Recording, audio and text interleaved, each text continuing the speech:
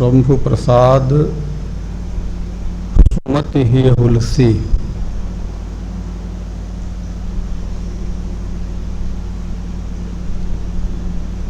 और रामचरितमानस कवि तुलसी। भगवान शिव का प्रसाद है रामचरितमानस। और रामचरितमानस जो प्रसाद के रूप में है, तो गोस्वामी तुलसीदास जी भगवान कहूँ ने तो उनके हृदय में भगवान शिव के द्वारा प्रकट हुआ। चौपाई कहती है रामचरितमानस ही हुलसी।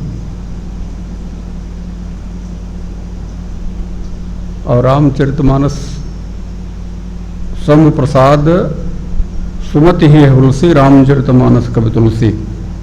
तो रामचरितमानस को सुनने के लिए भी, समझने के लिए भी शंभु का प्रसाद होना जरूरी है। और शंभु जब समझ में आ जाएंगे तब रामचरितमानस समझ में आ जाएगा, तब वाद्य भी समझ में आ जाएगा और आवाज भी समझ में आने लग जाएगी। आइए हम सभी रामचरितमानस में प्रवेश करें, जैसे भी है, जिस रूप में है, ठीक है। राम। आइए मनवाड़ी को सही करने के लिए, शुद्ध करने के लिए, पवित्र करने के लिए भगवान के नाम का आश्रय लें। तत्पश्चात कथा में प्रवेश करेंगे। श्री कृष्ण गोविंद हरे मुरारे, हे नाथ नारायण वासुदेव।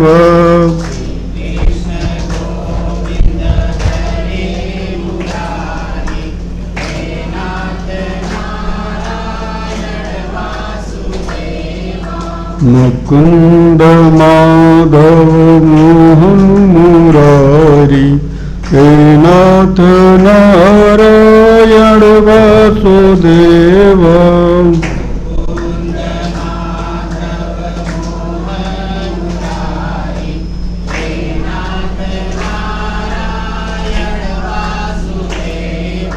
हे नाथ नारायण वासुदेव।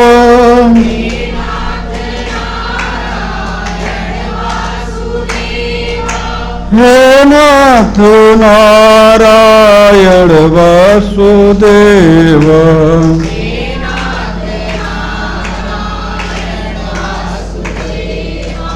श्री कृष्ण गोविंद हरे मुरारी, हे नाथ नारायण वासुदेव।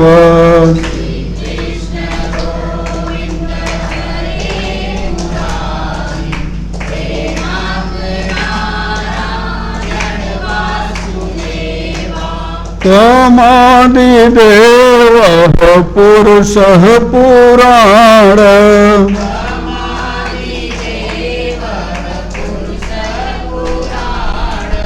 हे नाथ नारायण वासुदेव।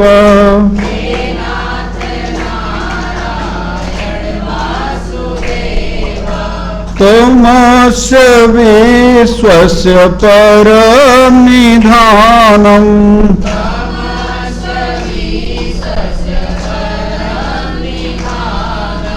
हे नाथ नारायण वासुदेव।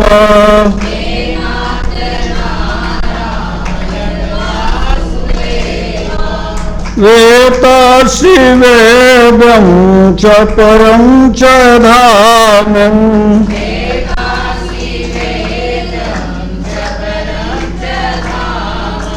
हे नाथ नारायण वासुदेव।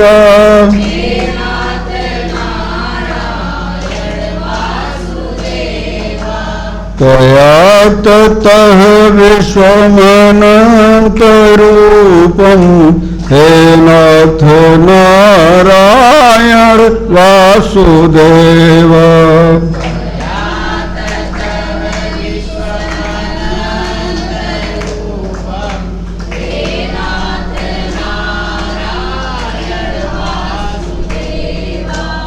श्री कृष्ण गोविंद हरे मुरारी, हे नाथ नारायण वासुदेव।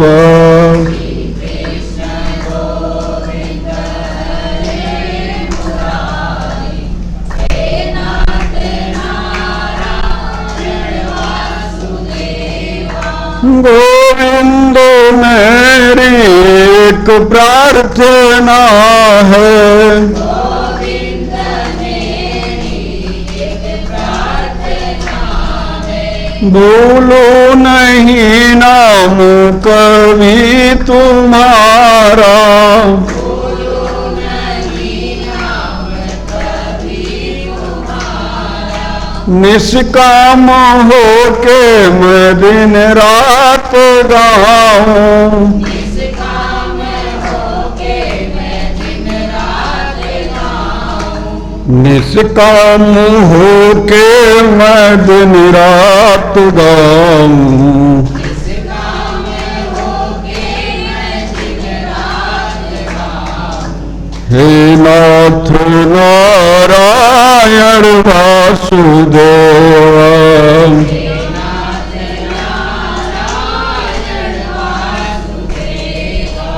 श्री कृष्ण गोविंद हरे मुरारी, हे नाथ नारायण वासुदेव।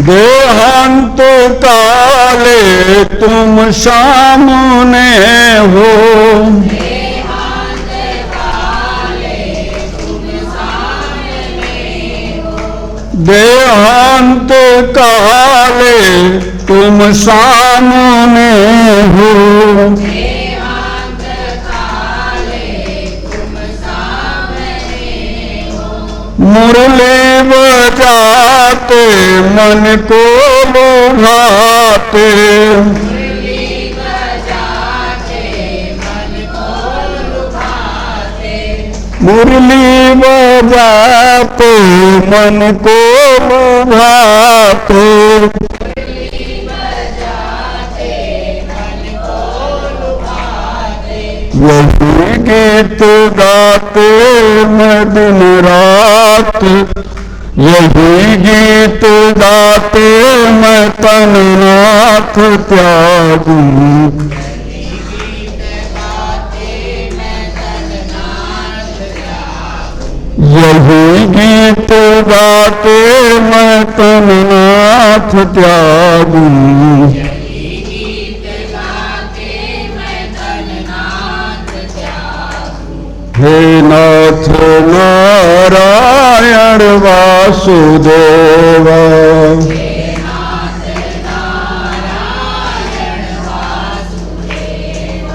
हे नाथ नारायण वासुदेव।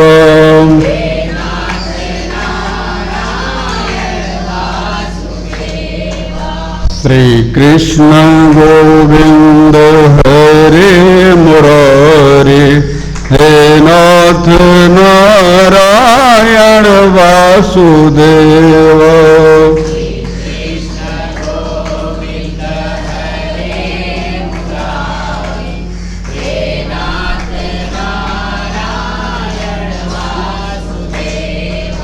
हे नाथ नारायण वासुदेव।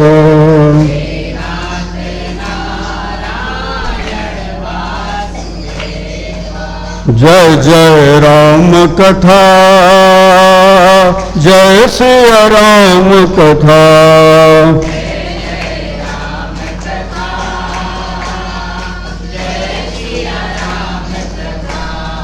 इसे श्रवण कर मिट जाती है, कथा श्रवण कर मिट जाती है, 100 जन्म जन्म की व्यथा जय जय राम कथा, जय सिया राम कथा।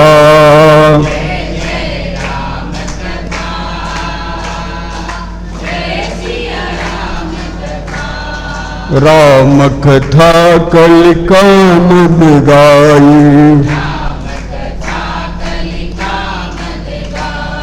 सुजन सजीवन मोर सुहाई। बुध विश्राम सकल जन रंजनी, राम कथा कलिकलु सब भंजनी।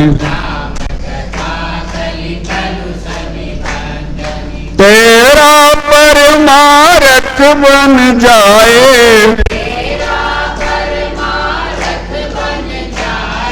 मेरा परमारथ बन जाए।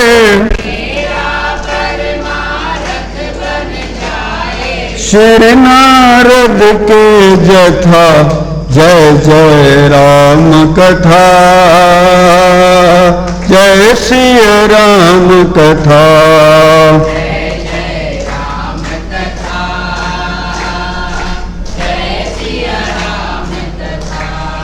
महामोह महिषेष विशाला,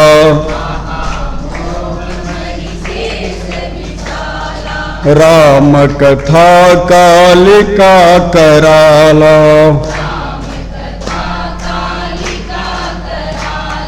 राम कथा शशि किरण समाना,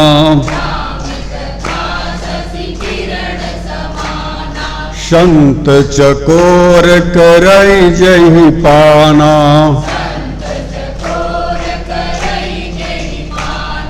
गाकर तू भी अमर हो जाए,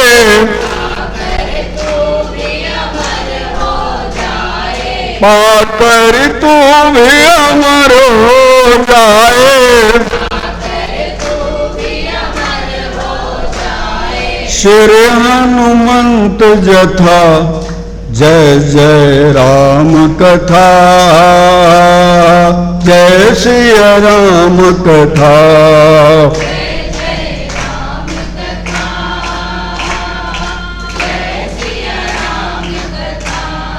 राम कथा कल बिटप कुठारी,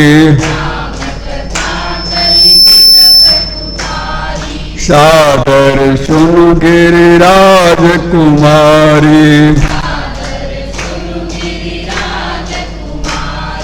राम कथा सुंदर कर तारी, संशय विहंग उड़ावन हारी। तेरा सब संशय भागेगा,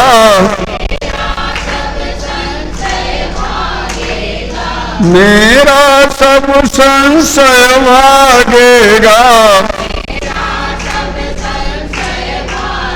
माँ पार्वती के जथा, जय जय राम कथा,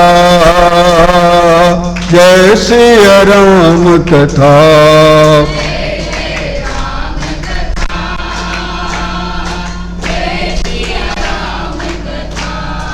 काल सदाय अपने रस डोले, ना जाने कब सिर चढ़ बोले। प्रभु का नाम जपो निशिवासर, हरि का नाम जपो निशिवासर।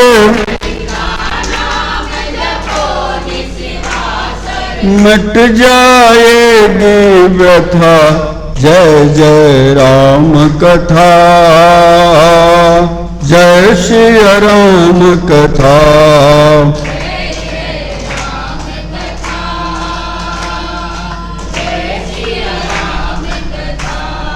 कथा श्रवण कर मिट जाती है, सौ जन्म जन्म की व्यथा, जय जय राम कथा, जय श्री राम कथा।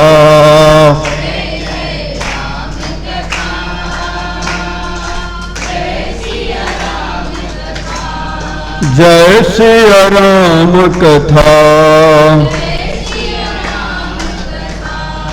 जय श्री राम कथा। बोलो अनंत कोटि ब्रह्मांड नायक ब्रह्म तत्व परमात्मा की। सच्चिदानंद रूपाय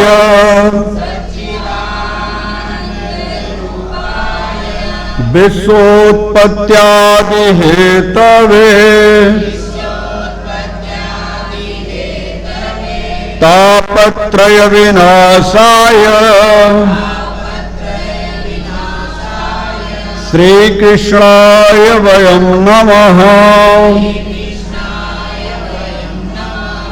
कृष्णाय वासुदेवाय हरे परमात्मने प्रणत क्लेशनाशाय गोविंदाय नमो नमः। रामाय रामभद्राय रामचंद्राय मानसे रघुनाथाय नाथाय सीताया पतये नमः। अतुलित बलधामं हेमशैलावरेहं दनुजवन कृशानं ज्ञानिनानाम् अग्रगण्यं सकलगुणनिधानं वानराणामधीशं रघुपति प्रियभक्तं वातजातं नमामि, वातजातं नमामि, वातजातं नमामि। हे गोविंद, हे मधुसूदन, हे मुरलीधर, हे राघव, हे मेरे राम, मुझे अपना बना लो प्रभु। मैं आपका ही हूँ प्रभु, जन्मों से भटका हूँ प्रभु, मुझे अपना बना लो प्रभु, मुझे अपना बना लो प्रभु, मुझे अपना बना लो प्रभु। हरि ओम।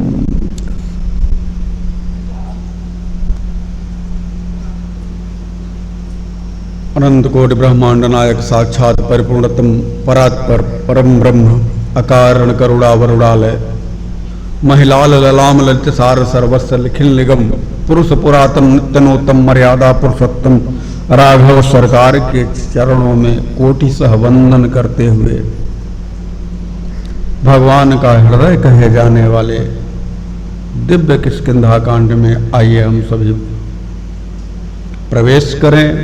हम सब पिछले कुछ समय से भगवान की चर्चा में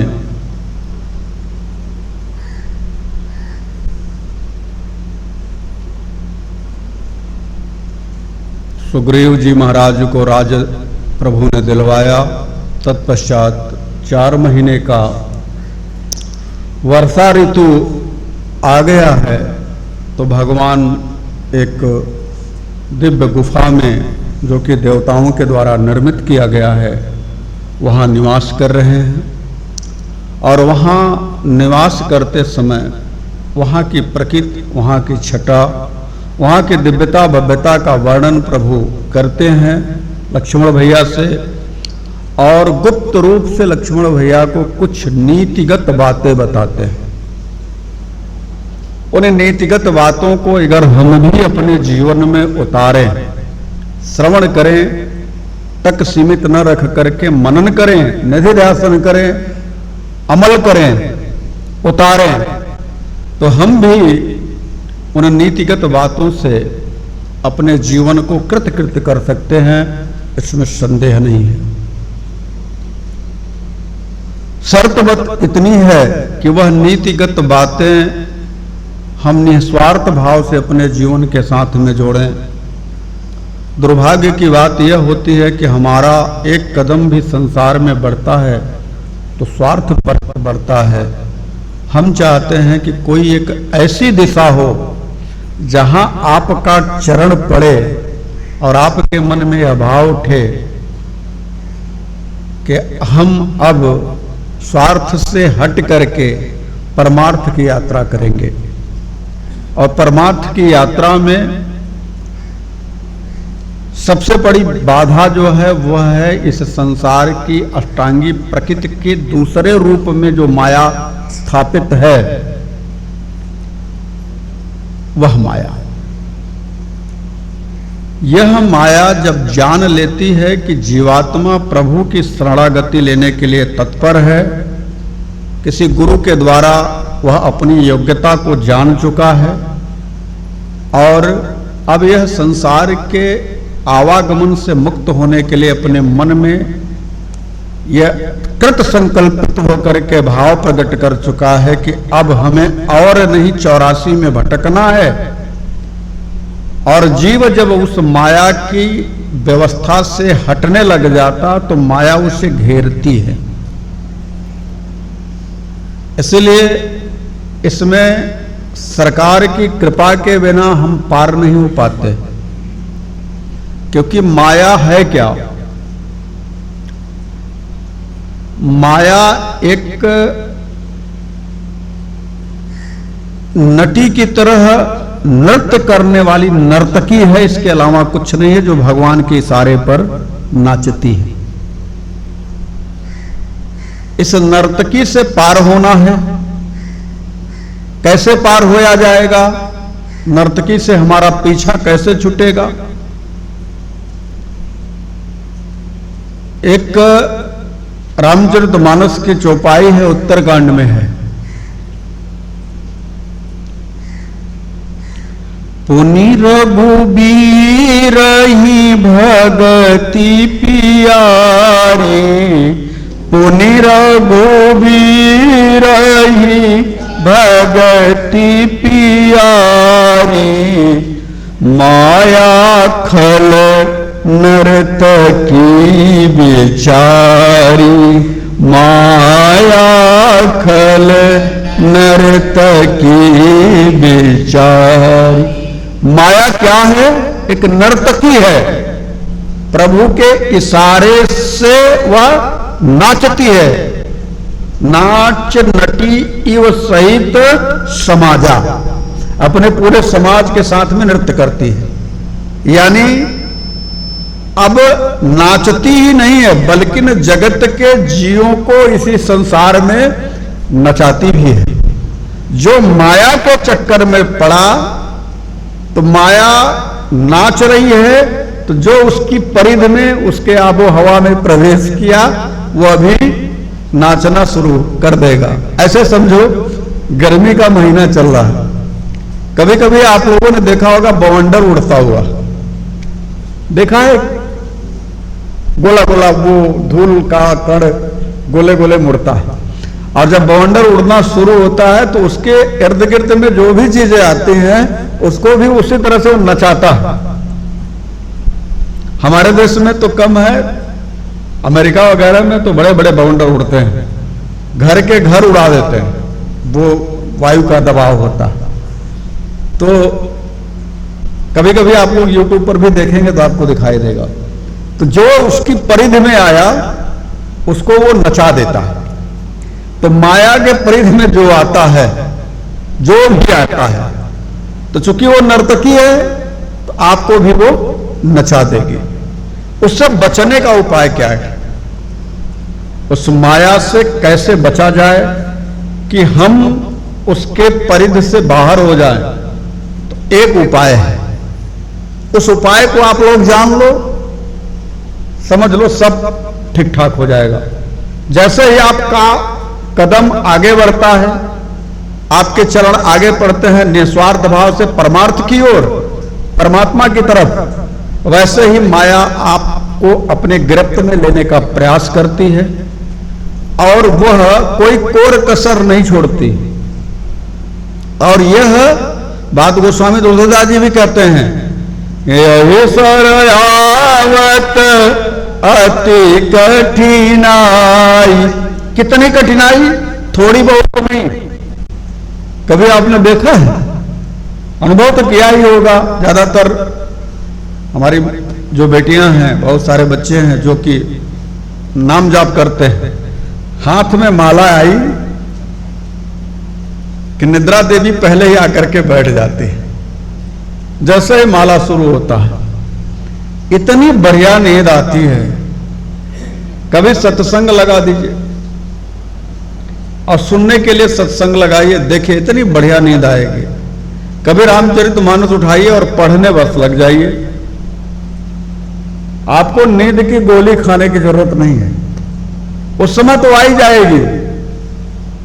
ये ऐसा क्यों होता है, कभी आपने विचार किया? इसलिए होता है, यह कार्य आपको माया करने नहीं देना चाहती। वो चाहती है कि 84 लाख योनियां जो बनी हैं उसमें इसको भटकाओ, इसको नचाओ, इसको इससे बाहर मत ले जाओ। ये अब चला गया तो हमारी गोल से गायब हो जाएगा, परमात्मा की शरण में चला जाएगा। अब हम जैसे लोग हैं तो क्या करते हैं कि जो हमारे अपने लोग जुड़े हैं हमसे, तो उनसे हम कहते हैं भाई इससे बचने का उपाय है, ये गोली खाओ और बच जाओ। और गोली भी बहुत छोटी सी है। माया नर्तकी है और नर्तकी का उल्टा कर दो। नर्तकी का उल्टा क्या होगा? कीर्तन। बस नाम कीर्तन करने लग जाओ, माया भाग खड़ी होगी। इतना है और कुछ करने की जरूरत नहीं है। बस सुबह शाम वो गाते हो ना, सुबह शाम हरि कीर्तन कर ले, सुबह शाम हरि कीर्तन कर ले, मुक्ति का प्यारे तू जतन कर ले, मुक्ति का प्यारे तू रोज थोड़ा थोड़ा, रोज थोड़ा थोड़ा हरि का, रोज थोड़ा थोड़ा हरि का, सुबह शाम हरि कीर्तन कर ले, सुबह शाम हरि मुक्ति का प्यारे तू जतन कर ले, मुक्ति का रोज थोड़ा थोड़ा हरि का भजन, रोज थोड़ा थोड़ा जग के अंधेरों से बाहर निकल कर, जग के अंधेरों से ए बंदे तू हरि भक्ति पर चल कर, ये बंदे तू हरि जिंदगी को अपने चमन कर ले, जिंदगी को रोज थोड़ा थोड़ा हरि का भजन कर ले, रोज थोड़ा थोड़ा हरि का सुबह शाम हरि सुमिरन कर ले, सुबह शाम हरि मुक्ति का प्यारे तू जतन कर ले, मुक्ति का रोज थोड़ा थोड़ा हरि का भजन कर ले, रोज थोड़ा थोड़ा हरि का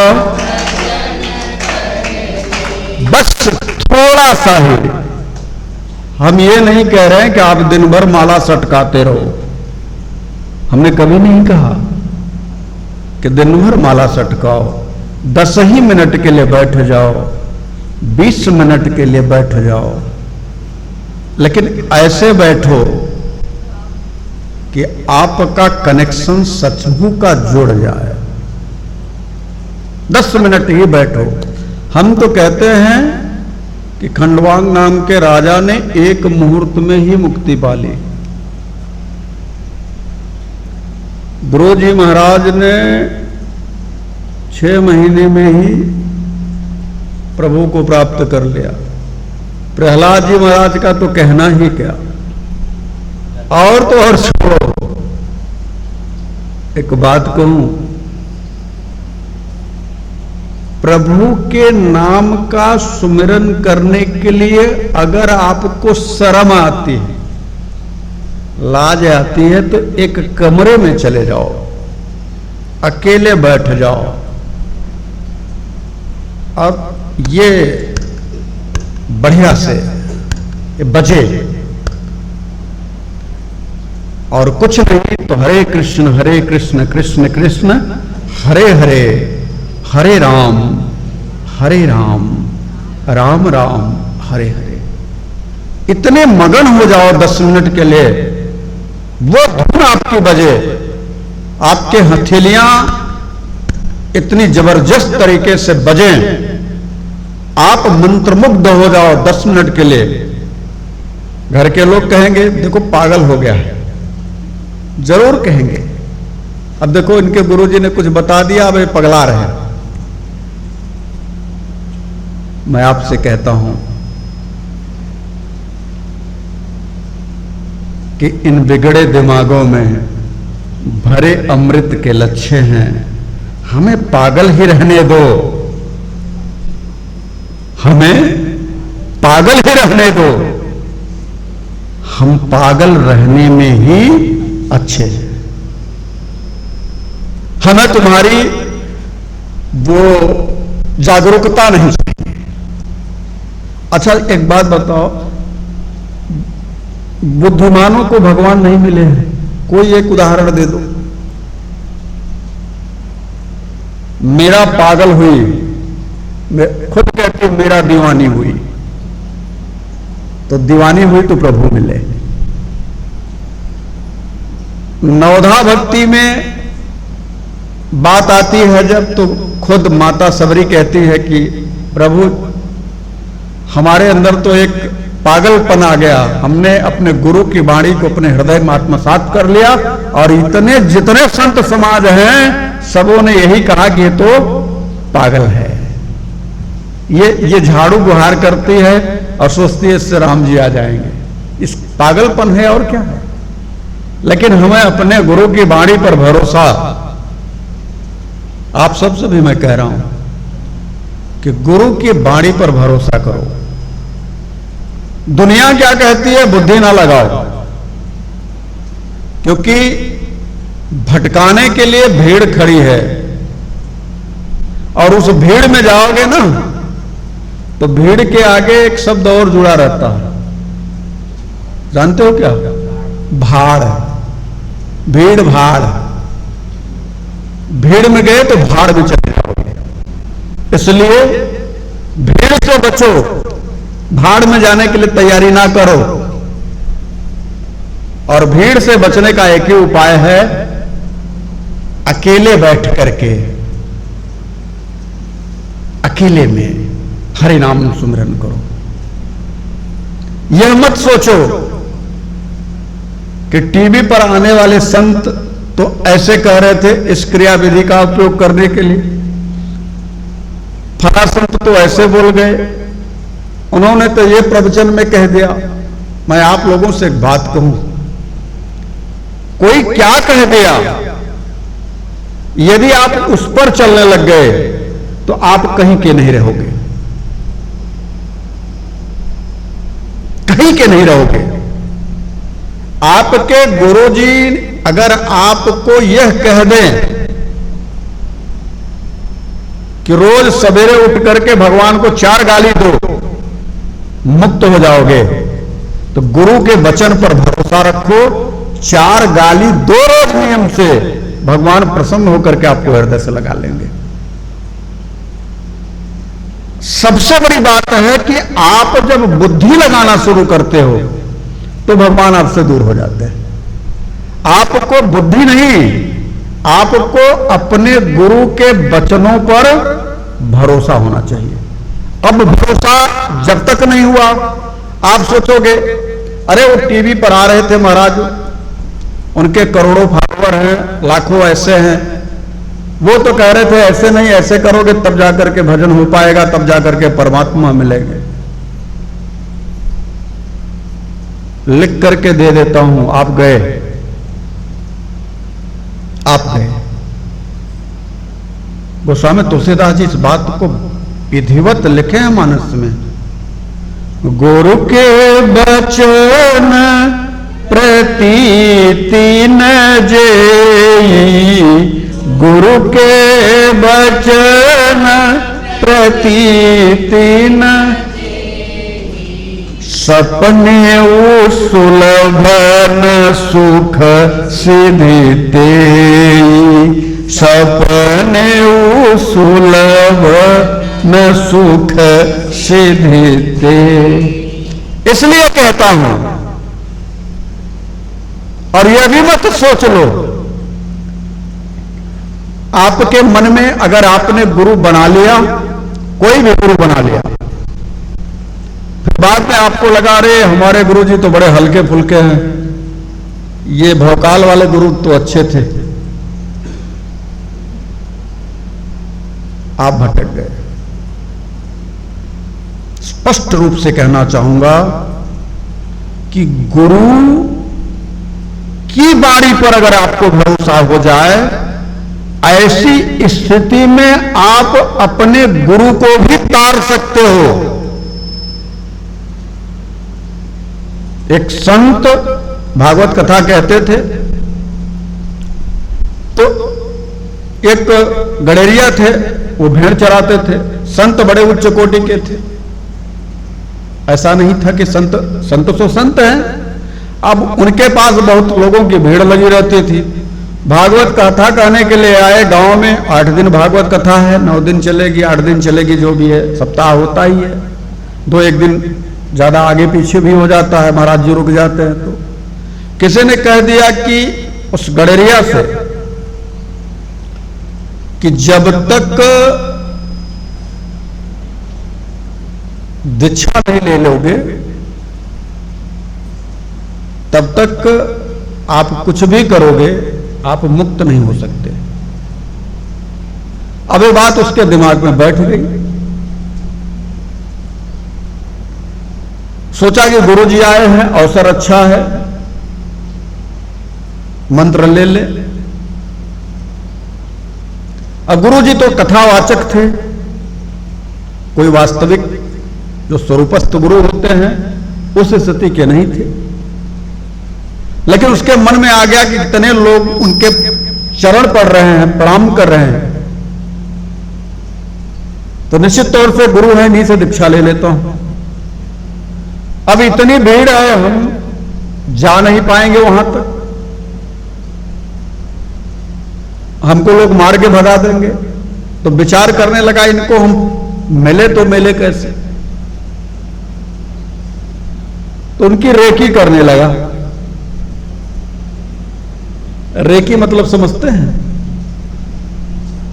कहां जाते हैं, कहां आड़ते हैं, कैसे बैठते हैं, कैसे उठते हैं, पूरा। तो उस जमाने की बात है जब घर में लेटरिन बाथरूम नहीं हुआ करता था। तो उसने देखा कि गुरुजी सुबह और शाम दोनों वक्त बाहर जाते हैं डोल डाल करने के लिए, और देख भी लिया कि कितनी दूरी तक जाते हैं। और जब वहां जाएंगे तो अकेले ही रहेंगे, भाई वहां तो कई लोग तो जाएंगे नहीं साथ में, मौका अच्छा है।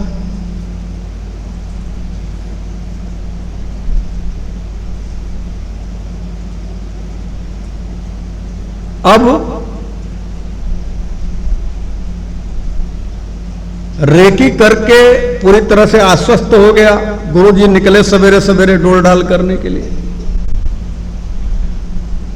अब सवेरे का समय, मौसम लगा है, निकल गए आगे। अब वो दिखा गडेरिया, तो गुरुजी सोचे थोड़ा और आगे निकल जाऊं, तो और तेजी से उनकी तरफ बढ़ा। तो गुरुजी ठमके सोचे कि ये तो क्या बात है, इधर मौसम नहीं बना है और इधर परेशान हो जाऊंगा। झाड़ी के पीछे जाने लगे और तेज से दौड़ा वो। गुरुजी भागे, कहीं कुछ गड़बड़ तो नहीं है। अब गुरुजी और तेज जब पैर बढ़ाए तो भाई वो तो भेड़ चराता है, वो और तेज से दौड़ लिया, दौड़ करके आगे से गोछ लिया। गुरुजी बोले क्या बात है? कहे हमको गुरुमंत्र दे दो। कह रहे ऐसे कैसे मिल जाएगा तुमको गुरुमंत्र, हम यहां बैठे जा रहे हैं लेटरिन में, तुम कह रहे गुरुमंत्र दे। कहे कुछ नहीं, जब तक आप देंगे नहीं तब तक हम आपके पैर छोड़ेंगे नहीं। अब बैठ गए। अब गुरुजी को तो मोशन लगा, कह रहे कुछ छोड़ दो। कह नहीं, हमको आप हमारे कान में कुछ बोला जाता है वो बोल दीजिए।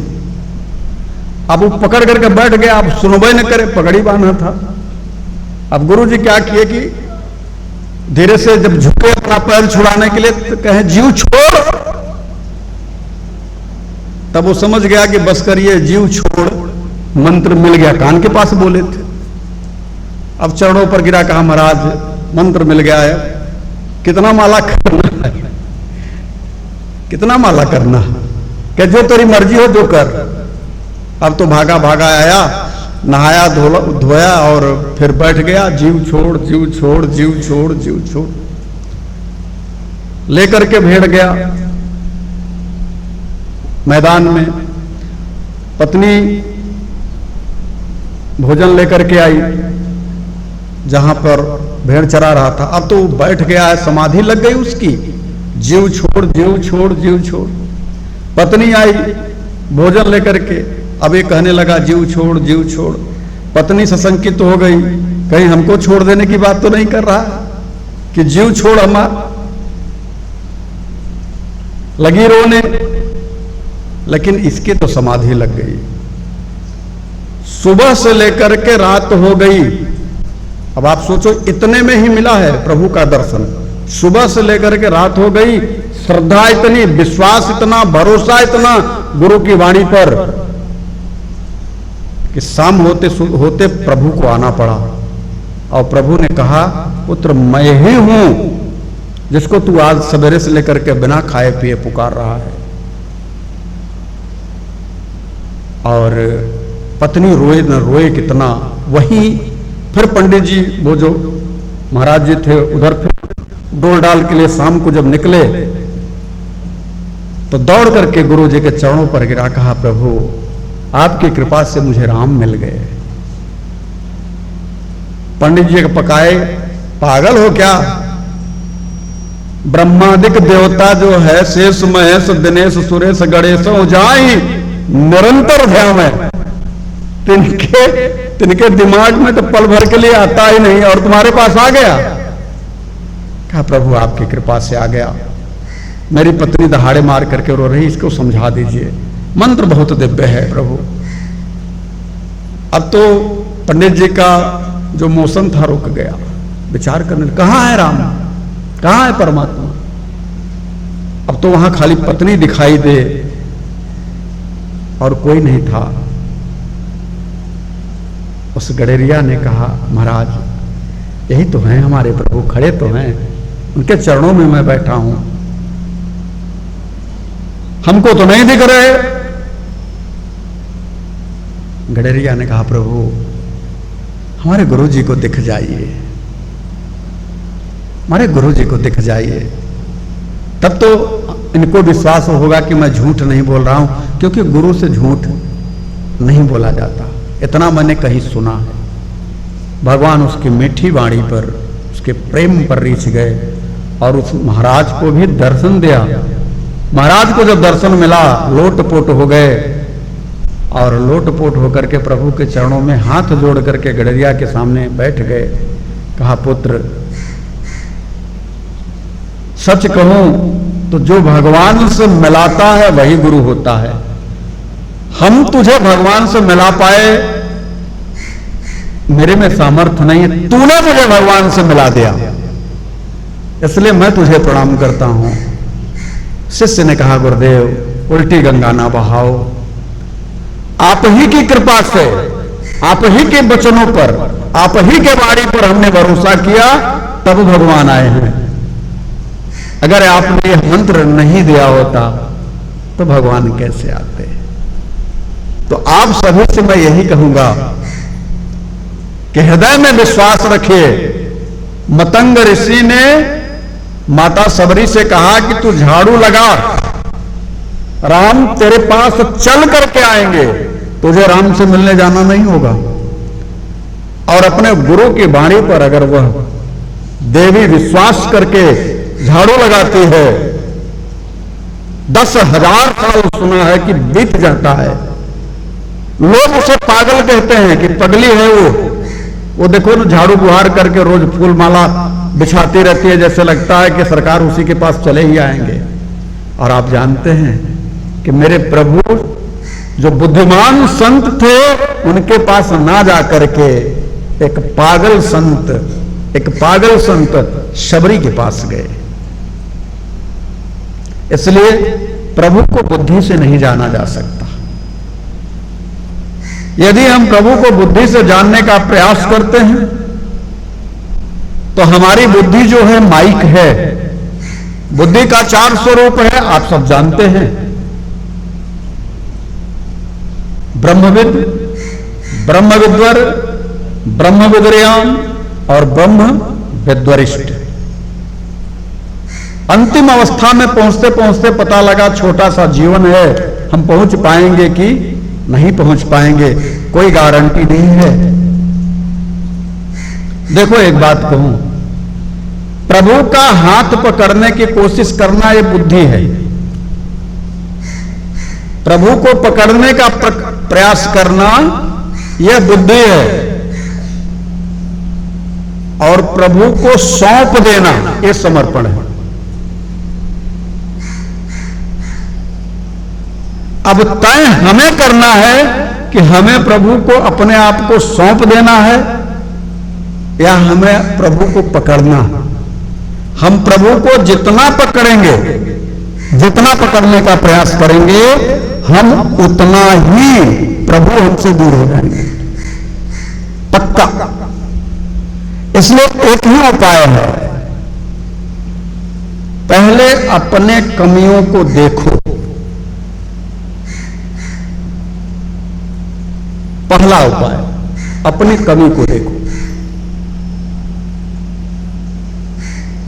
दूसरा, जब कमी समझ में आने लग जाए तो समझ लो आप एक स्टेज, जो बड़ा भयानक स्टेज था, जिस पर आप कभी विचार नहीं करते थे, अपने आप को हमेशा सही मानते थे, उसको आप क्रॉस कर गए। हाँ, कोई ऐसा संसार का व्यक्ति नहीं है जो अपने आप को गलत मानने के लिए तैयार हो। किसी का एक का नाम बता दो जो ये कहे कि मैं गलत हूं। हर कोई अपने आप को सही सिद्ध करने में लगा है, उसके लिए चाहे जो भी करना पड़े, वो करने के लिए तैयार है। और मैं आपसे कहता हूं कि जब तक आप अपनी अकल लगाते रहोगे, जब तक आप अपनी बुद्धि लगाते रहोगे, तब तक प्रभु से बहुत दूर रहोगे। इतनी सारी चर्चा के पीछे एक ही बात है कि उस दिन का जो संदेश है कि भूमि पर वर पानी, भूमि पर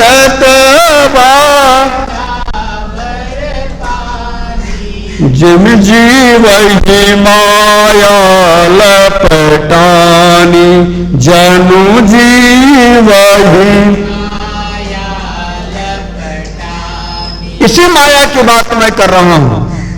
इतने देर से इतनी जो चर्चा चल रही है उसके पीछे एक ही बात है कि इस माया से बचने का जो उपाय भरसक हम दे पा रहे हैं आपको कई कई स्टेप में।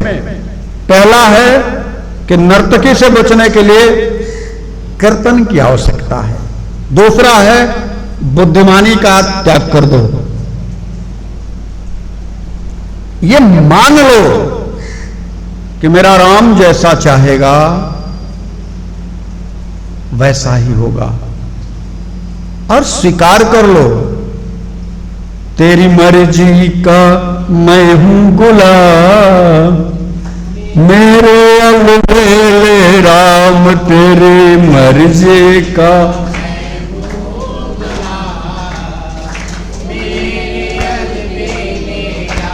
तेरी मर्जी का मैं हूं गुलाम, मेरे अलबेले राम तेरी मर्जी।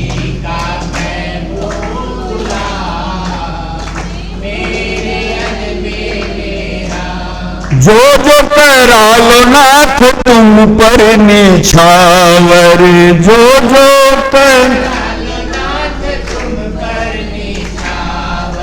जो जो करा लो नाथ तुम पर निछावर,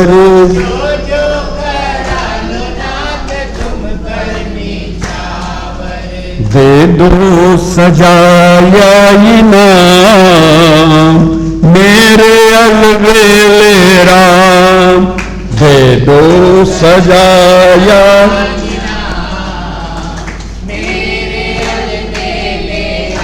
तेरी मर्जी का मैं हूं गुलाम, मेरे अलबेले राम तेरी मर्जी।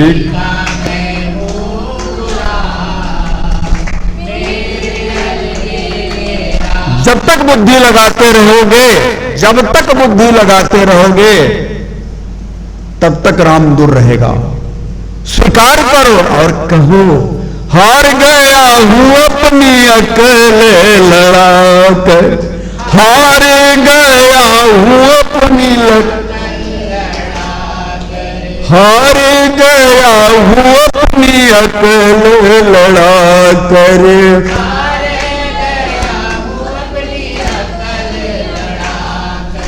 अब अपना संभालो इंतजाम, मेरे अलबेले राम तेरी मर्जी का मैं हूं।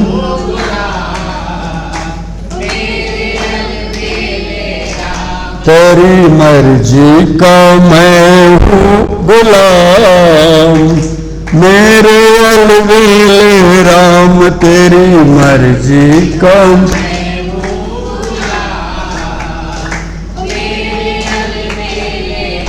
तेरी रजा में अब रहना है राजी,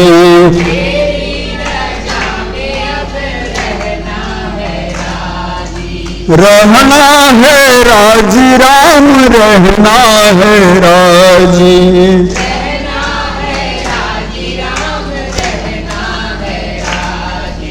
तेरी रजा में राम रहना है राजी।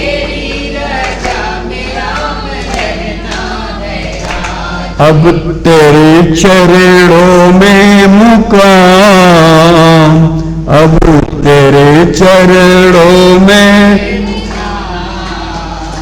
मेरे अलबेले राम तेरी मर्जी का मैं हूँ।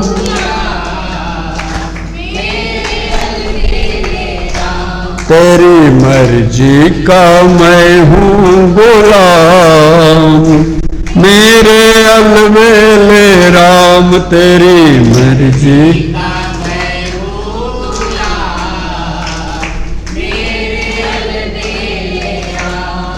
भगवान कहते हैं कि भैया लक्ष्मण, जीवात्मा का जो मैं उदाहरण दे रहा हूं कि भूमि परत भा ढाबर पानी, ढाबर मतलब मटमैला। जैसे ही पृथ्वी पर जल गिरता है मिट्टी में लिपट करके मटमैला हो जाता है, उसी प्रकार से जैसे जन जीव ही माया लपटानी। इसके पहले पानी एकदम शुद्ध रहता है और जीवात्मा भी एकदम शुद्ध रहता है। जीवात्मा की शुद्धि तो ऐसे समझो कि जीवात्मा तो मेरा ही अंश है। ममैवांशो जीवलोके जीवभूतः सनातनः मना खष्ट्राणि इंद्रियाणि प्रकृतिस्थानि कर्षयति। मानस में बाबा कहते हैं ईश्वर अंश जीव अविनाशी, ईश्वर अंश जीव चेतन अमल सहज सुख राशि, चेतन अमल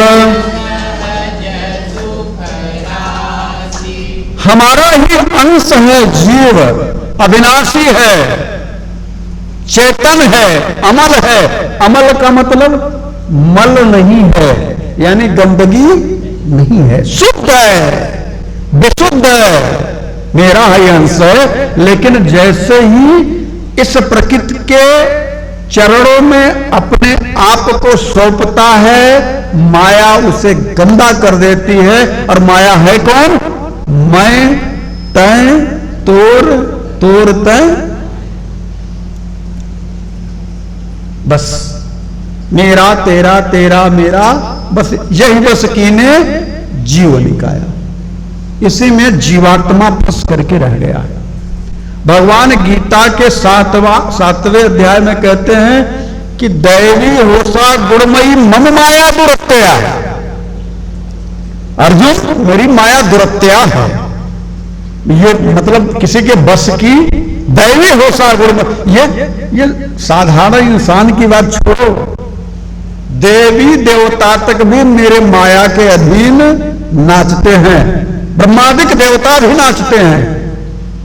भगवान ने जब कहा कि ब्रह्मादिक देवता नाचते हैं तो आपको संशय नहीं होना चाहिए। गोस्वामी तुलसीदास जी ने मानस में भी कहा है कि ब्रह्मा जी ने कहा विपुल बार जय मोहि नचावा। ब्रह्मा जी स्वीकार करते हैं कि जिस माया ने एक बार नहीं विपुल बार कई बार मुझे नचाया है, तो माया इतनी साधारण नहीं। इसी बात को भगवान कहते हैं कि दैवी होसा गुणमयी मम माया दुरत्या। तो ये जाएगी कैसे? कहा मामेव ये प्रपद्यन्ते, मामेव ये प्रपद्यन्ते तब माया मेता तरंतिते। इससे बचने का एक ही उपाय है, मेरी शरण में आ जाओ। मेरी शरणागति ले लोगे तो माया मेता तरंतिते, माया से पार हो जाओगे। तो बस वही तो है, माया नर्तकी है। नर्तकी का उल्टा करो, कीर्तन करो। नाम कीर्तन करो तुम सुधर जाओगे, नाम कीर्तन करो तुम सुधर जाओगे, नाम कीर्तन करो तुम सुधर जाओगे, नाम कीर्तन करो तुम सुधर जाओगे। गा के हरि नाम को तुम पार पाओगे, गा के हरि नाम को पार पाओगे। नाम के कीर्तन का आश्रय लेने वाला जीवात्मा कभी भी माया उसे प्रभावित नहीं करती।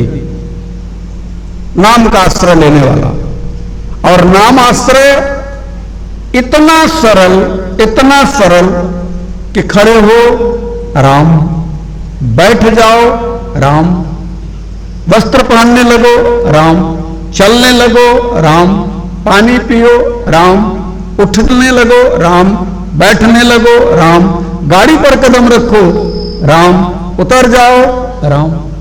यानी जो भी आपकी क्रिया है उस क्रिया में ही सिर्फ राम राम राम राम आप जोड़ दो।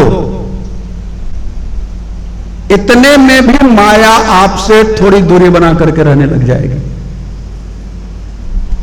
इतना करने पर ही वो जान जाएगी कि अब ए राम का कुछ करने की जरूरत नहीं है, सिर्फ आदत बना लो। हम तो देखते हैं कि किसी को सर में दर्द होता है तो अरे माई रे, माई बाप याद आते हैं। अगर कभी भगवान न करे किसी को हो, लेकिन सर में भी दर्द हो, राम याद आए।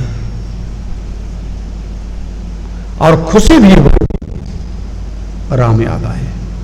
प्रसन्नता हो, राम याद आए। कुछ अच्छा करना हो, राम याद आए। ऐसी स्थिति जब आपके अंतर हृदय में आने लग जाएगी, निश्चित तौर से आपके अंतर हृदय में राम के आने की एक लहर, एक तरंग उठने लग जाएगी। ऐसा महसूस होगा कि कहीं कुछ अच्छा लग रहा है, शायद मेरा राम मेरे अवध में आना चाहता है। ये अवध है।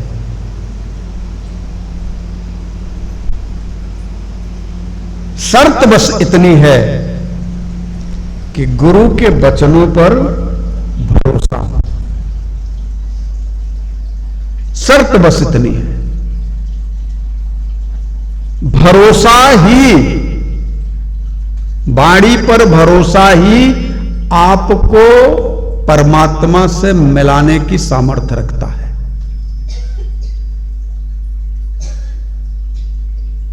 भगवान सीधे सीधे कहते हैं कि बिना गुरु के इस संसार से कोई पार नहीं हो सकता। गुरु बिनु भव निधि तरई न कोई। लेकिन कब? जब आपको उनके वचनों पर भरोसा हो जाए, तब तक आप गुरु मत बनाइए जब तक आपकी बुद्धि काम करती हो।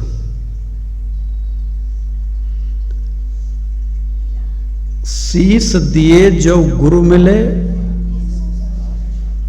तो भी सस्ता जान। तो शीश देने का मतलब क्या होता है? गर्दन काटने के लिए नहीं कहा गया है। सबसे बड़ा गर्दन आपका क्या है? अभिमान है। अभिमान है, वही आपकी गर्दन है, वही आपका शीश है। हमेशा आप इसको चाहते हैं कि हमारा अभिमान जो है, हमारा जो मान है वो बना रहे। किसी रिश्तेदार के यहां गए, थोड़ी सी गलती हो गई बेचारे की, लड़की वाला है, आप लड़के वाले होकर के गए, थोड़ी सी चूक हो गई, तो आप उसके बारे में अरे मारिए, कोई सेवा नहीं किया, अरे वो तो पूछा भी नहीं, आप पूछवाने गए थे, आप सेवा कराने गए थे, क्यों इतनी बड़ी चाह है आपकी? क्यों दोष देखते हैं? ऐसा क्या है कि आपके अंदर दोष देखने की प्रवृत्ति बन गई है, वृत्ति हो गई है? अगर भगवत पथ के पथिक हैं तो दोष देखिए, सहर्ष देखिए, लेकिन सपने नहीं देखई पर दोषा। किसका तब दोष देखिए? स्वदोष देखिए। अब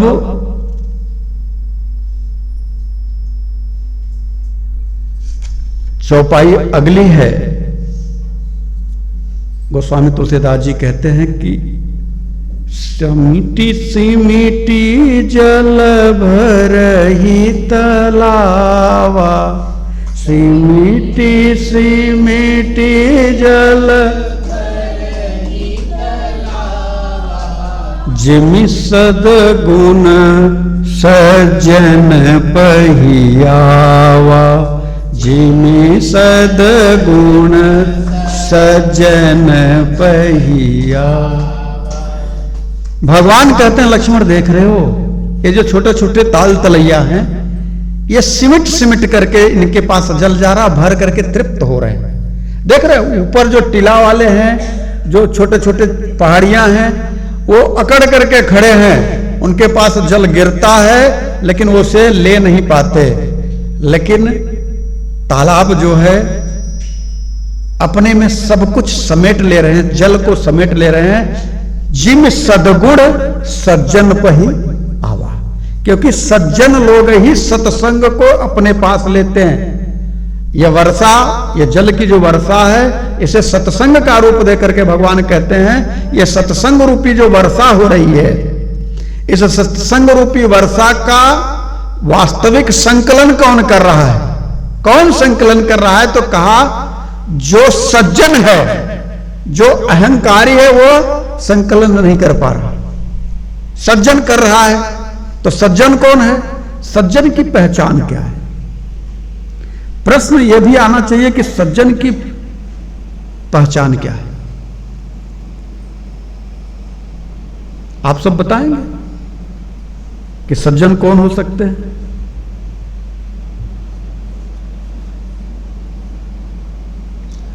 देखिए, अगर हम आपसे कहें कि मनुष्य कौन है, खाली इतना पूछ दें आपसे कि मनुष्य कौन है, तो आप कहेंगे बस 2 हाथ 2 पैर वाला आदमी, बुद्धि से चलने वाला वही मनुष्य है। नहीं, यह बात एक बार ओशो को जानते हैं आप लोग? उनसे किसी ने पूछा, बड़े दिव्य आत्मा थे, हल्के फुल्के नहीं, तो उनका एक पक्ष छोड़िए दूसरे पक्ष पर जाएं, तो बड़े दिव्य आत्मा थे, अमेरिका जैसे कंट्री को हिला दिया था। उन्होंने वहां पे पूरा एक नगर बसा दिया था रजनीशपुरम के नाम से, और अमेरिकी कितने उनके प्रशंसक हो गए, कितने उनके। तो उनसे जब पूछा गया कि मनुष्य कौन है, उन्होंने जो जवाब दिया,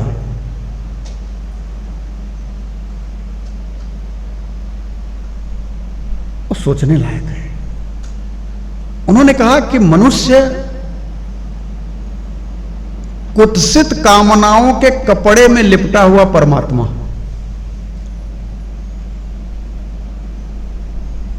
नहीं समझ में आया? मनुष्य है कौन? कुत्सित कामनाओं के कपड़े में लपटा हुआ। भाई ईश्वर अंश है ना, तो है तो परमात्मा ही, लेकिन कुत्सित कामनाओं ने उसे अपने में लपेट लिया है।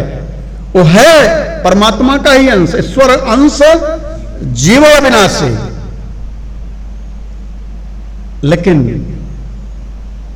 कामनाओं के जो वस्त्र हैं वो कुत्सित कचड़े वाला कामना का वस्त्र धारण कर लिया है।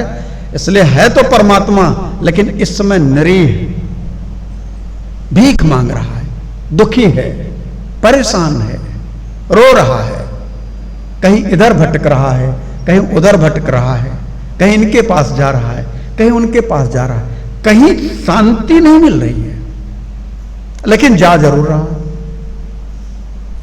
देखो शांति कहां है? शांति उसके अंदर ही है, कहीं बाहर नहीं है। लेकिन खोज उसकी बाहर है। जैसे एक मृग होता है जिसके नाभि में कस्तूरी होता है, उसका नाम ही कस्तूरी मृग है। अब उसकी संख्या बहुत कम हो गई है, तो उसके नाभि में जो कस्तूरी होता था, उस कस्तूरी की खुशबू को प्राप्त करने के लिए सूंघता था वो, तो उसको लगता था कि इस तरफ है या उस तरफ है, तो हमेशा वो दौड़ता ही रहता था उस खुशबू को लेने के लिए, जबकि वह कस्तूरी कहीं और नहीं, उसके नाभि में ही। ठीक उसी प्रकार से जो वास्तविक शांति है वह जीवात्मा के अंदर ही है, वो कहीं बाहर नहीं है। लेकिन वो शांति का उपाय खोज कहां रहा है? बाहर। मिलेगी कहां? अंदर। कैसे मिलेगी? इसका उपाय जानना है। अब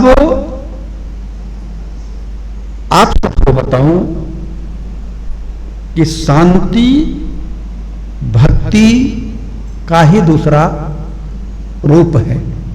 जब भक्ति हृदय में आ जाएगी तो अंतर हृदय में ऑटोमेटिकली शांति आ जाएगी। और भक्ति कब आएगी? जब हम भग धन इति कर लेंगे। भग कहते हैं त्रिगुणमयी प्रकृति को। हम इससे इति कर लेंगे, यानी इससे हम हट लेंगे। इससे हटेंगे कैसे? इससे हटने का उपाय क्या है? तो कहा गुरु के वचनों पर भरोसा और गुरु के द्वारा बताई हुई क्रियाविधि का अनुसरण। और सबसे महत्वपूर्ण चीज यह है कि यदि आपने अपने जीवन में गुरु के वाणी पर भरोसा करके नाम के साथ में अपने आप को जोड़ दिया, तो राम को आपके पास आना पड़ेगा। राम के पास आपको जाने की जरूरत नहीं है। लेकिन यह तभी संभव है जब आपके अंदर सज्जनता आ जाए। ये सज्जन कौन है? आप सोचते होंगे कि जो कथा वाचते हैं वो सज्जन होंगे, जो गुरु है वो सज्जन होंगे, तो आप गलत फहमी में। अच्छी अच्छी कथा वाचने वाले भी राक्षस हैं, उनके बारे में आप सोच नहीं सकते। 8 दिन भागवत वाचते हैं और उनकी निजी जिंदगी जो है मांसाहार और मदिरापान पर चलती है।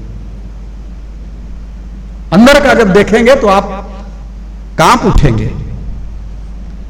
उस जमाने में भी कालनेमी से बढ़िया कोई कथा नहीं कह रहा था कि हनुमान जी भी प्रभावित हो गए। हनुमान जी महाराज भी प्रभावित हो गए उस कालनेमी की कथा से। और ऐसे कालनेमी एक नहीं, यहां लाखों की संख्या में हैं। पूरे पूरे डकैत हैं, ऐसे डकैत हैं कि आप उनके साथ वो मंच पर जब बैठ करके कथा करते हैं तो आपको लगेगा कि इनके जैसा सरल स्वभाव का तो कोई है ही नहीं, इनके जैसा कोई दिव्य हो ही नहीं सकता। लेकिन जब आप उनके पास उनके निजी जिंदगी के साथ जब जुड़ करके देखेंगे तो आपको लगने लगेगा कि इनके जैसा राक्षस तो संसार में कोई है नहीं। क्योंकि इनका जो चेहरा है वो उसी प्रकार से है कि मंच पर ये हिरण बन करके रहते हैं और निजी जिंदगी में भेड़िया हैं। तो सज्जनता जिसके अंदर आ जाए वो परमात्मा का हो जाता है। जिसके अंदर सज्जनता आ जाए, तो आप भी चेक करिए, हम लोग भी चेक करें कि हम लोगों के अंदर सज्जनता है कि नहीं। तो चेक करने के लिए 5 सूत्र है। अगर आप लोग कहें तो मैं आपको चेक करने के एक सूत्र बताऊं। और उस सज्जन को भगवान क्या दर्जा देते हैं यह भी जानना जरूरी है। सज्जन व्यक्ति के लिए भगवान के हृदय में कौन सा दर्जा है? तो सुंदर कांड में प्रभु कहते हैं अस सज्जना ममाउर बस कई से, अस सज्जना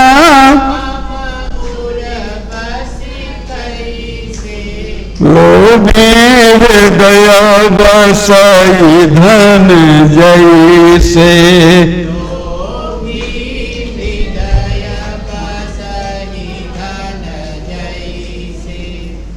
भगवान उस सज्जन को अपने हृदय में कैसे धारण करते हैं? जैसे एक लोभी व्यक्ति धन के प्रति आसक्त होता, उसी तरह से प्रभु हमारे सज्जन को अपने हृदय में बिठाते हैं। तो सज्जन की पहला जो सूत्र है वो आप लोग अपने से चेक करें कि क्या आपके पास है। भाई सबको चेक करना चाहिए ना। 5 सूत्र हैं और 5 सूत्र में अगर आपके पास 4 भी हैं 3 भी हैं तब भी आप सज्जन हैं और सज्जनता की उच्चतम सीमा की तरफ आप प्रवेश कर रहे हैं। लेकिन अगर एक नहीं है तब क्या है? तो सज्जन का उल्टा क्या होता है? तो मान लीजिए तो पहला सूत्र है सुविचार।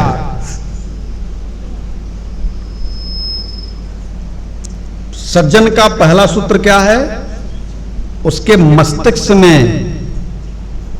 हमेशा दूसरे के कल्याण की कामना छिपी हो, अच्छे विचार आए।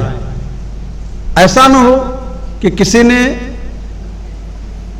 आपका पड़ोसी है, आपके पास कुछ नहीं, उसके पास 2 गाड़ी हो तो उसके लिए आपके मन में, अब बाहर से तो आप जो है बहुत अच्छा प्रेम व्यवहार करते हैं, अंदर से आपके मन में उसके प्रति कि कैसे इसका नुकसान पहुंचा दूं, विचार गंदा आया। तो सुविचार हो यानी परोपकार की भावना हो, यानी आपके अंतर हृदय में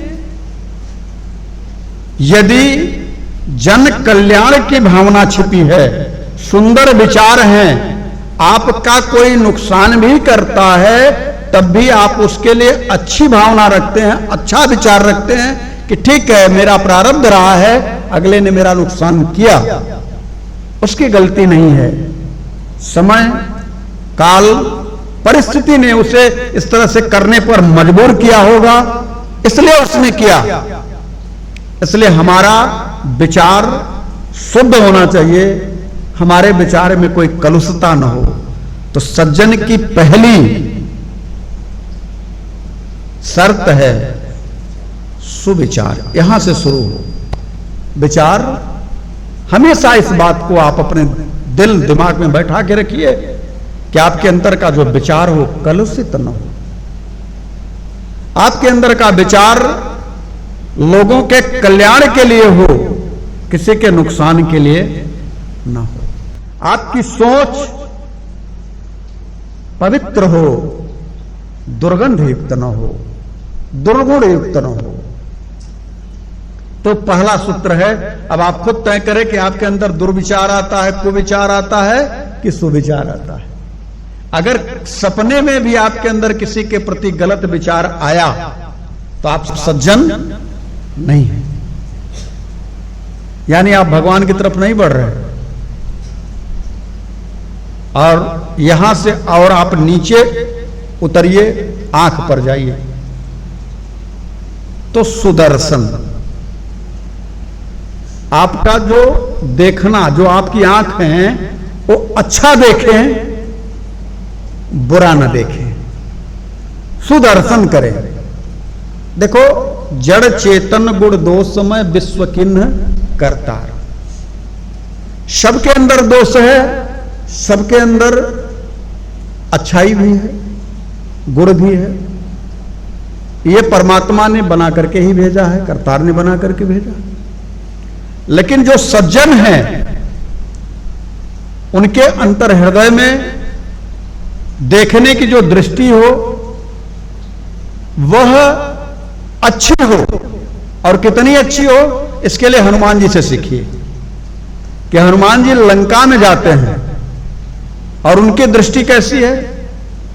लंका में हनुमान जी जाते हैं और विचार करते हैं, देखते क्या है कि वहां पे लंका में कोई मंदिर नहीं है, फिर भी वहां हनुमान जी कहते क्या है, मंदिर मंदिर प्रति कर शोभा, मंदिर मंदिर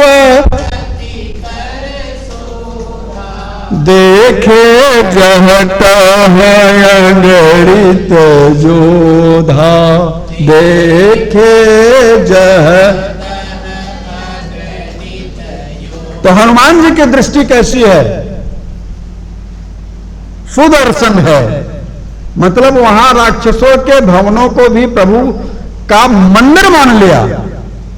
तो हमारी दृष्टि में दो तरह के लोग हैं, एक सुदर्शन वाले और एक कुदर्शन वाले, जो हमेशा आपकी अच्छी चीजों का दर्शन करें। आपके अंदर गंदगी है तो आप गंदगी, आपको मुबारक, हम आपके अंदर की अच्छाई का दर्शन करें, क्योंकि हम संत की स्थिति में जा रहे हैं। तो संत हंस गुण गहई परिहरि बार विकार, आपके अंदर गंदगी है उससे मेरा लेना देना नहीं है, आपके अंदर अच्छाई है उससे हमारा लेना देना है। ठीक उसी प्रकार से कचरे में अगर आपके हाथ की सोने की रिंग गिर जाए तो क्या करेंगे आप उसको निकाल लेंगे। उसी प्रकार से व्यक्ति के अंदर कचरा भरा हो लेकिन उसमें कुछ अच्छाइयां हो तो उस अच्छाई का दर्शन करिए। हनुमान जी से सीखिए कि लंका में एक भी मंदिर नहीं है, और हनुमान जी क्या कह रहे हैं, मंदिर मंदिर प्रतिकर शोधा। और दूसरा, सबके अंदर अपने राम को देखें। दृष्टि हमारी कैसी है, सुदृष्टि हो, सुदर्शन हो। सुदृष्टि का मतलब कि हमारे मन में हमारी जो दृष्टि हो उसमें सब में हम अपने राम को देखें। किस तरह से देखें, सिया राम माया सब जग जानी, सिया राम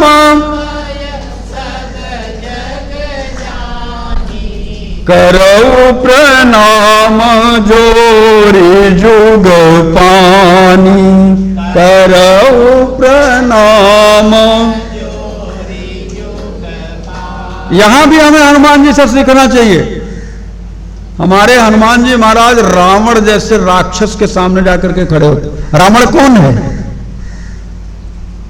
रावण के बारे में तो बस इतना कहा जाता है कि जप जोग विरागा तप मख भागा, श्रवण सुनई जो काना, आपू ही उठ धावे रह न पावे, जो कह वेद पुराना।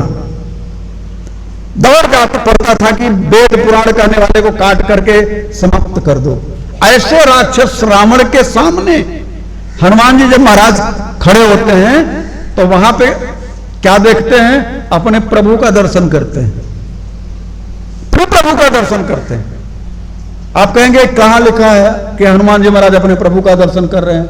हनुमान जी महाराज खुद कहते हैं, खायो फल प्रभु लागे ये भूखा, खायो फल प्रभु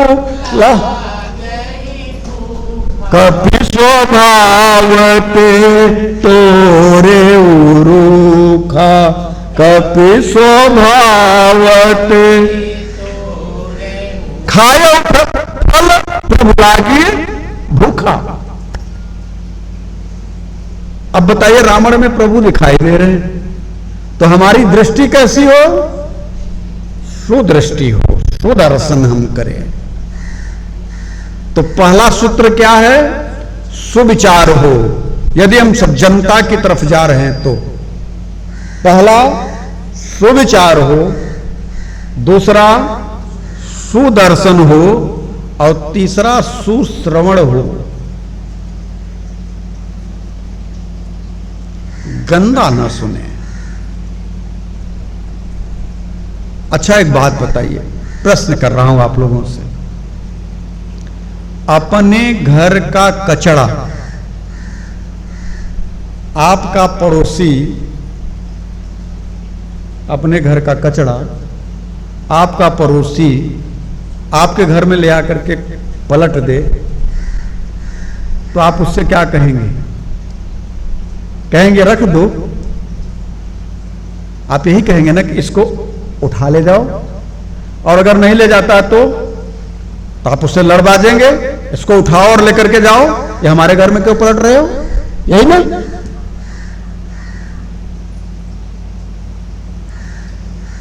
लेकिन आप ऐसा कर नहीं रहे हो। एक बहन जी दूसरी बहन जी के पास आती हैं और अपने घर का, ननद भौजाई का, सास पतोह का कचरा जितना है आपके घर में ले आकर के, आपके घर में ले आकर के और बकायदा पलटती हैं, और आप बड़ी प्रसन्न होकर के स्वीकार करते हैं, हाँ बहनी तो ऐसा भी हुआ था। क्या है ये जो कचरा वो शिकायत का है, ये दूसरे की निंदा का है। हमने शुरू में ही आपसे कहा था कि दूसरे की निंदा न सुनना और ना ही करना, ये कचरा है। इस कचरे को जैसे ही कोई देना शुरू करे, रामचरितमानस की चौपाई, कान मूद पुन चलई पर आई, भाग जाओ वहां से। अगर नहीं मानता है, नहीं अपने कोई शिकायत किसी की आपसे करना शुरू करता है और आप उसको, वो कचरा है, आप जानते हो कि हमको सुश्रवण करना है, गंदगी का श्रवण नहीं करना है। उपाय हाथ जोड़ लो, हम शिकायत नहीं सुन सकते। हाथ जोड़ लो, हम शिकायत नहीं सुन सकते, किसी की भी हो। हम तो राक्षस की भी शिकायत नहीं सुनते, मनुष्य की तो बात दूर की है, हम नहीं सुन सकते। लेकिन फिर भी अगर वो कहना शुरू करे तो वहां से कान में उंगली डालो और वहां से हट लो। वो नाराज हो जाए, लेकिन आप अपने घर में उसका कचरा ना लो। यह सज्जनता की तीसरी परिभाषा है, तीसरा सूत्र है, तीसरी निशानी है। अब आप लोग अपने में तय करिए कि तीनों में से अभी एक दो आपके पास है कि नहीं है। तीन में सुविचार, सुदर्शन, सुश्रवण, ये तीनों न दिल पर हाथ रख करके पूछिएगा अपने से कि तीनों जो है, जो बोला गया, इसमें कोई एक भी है आपके पास? अगर नहीं है तो आप सज्जन नहीं हैं, ध्यान रखिएगा। जो सुदर्शन यानी अच्छा दर्शन नहीं करता, उसकी एक परिभाषा है हमारे पास। जोंक को देखा है? जोंक, भैंस जब तालाब में जाती है तो जोंक उसको पकड़ लेता है, मतलब उसके थन में लग जाता है, और जगह लग जाता है। तो भैंस के थन में क्या है? दूध है। लेकिन जोंक दूध नहीं पीता। जोंक क्या पिएगा? उसी प्रकार से जो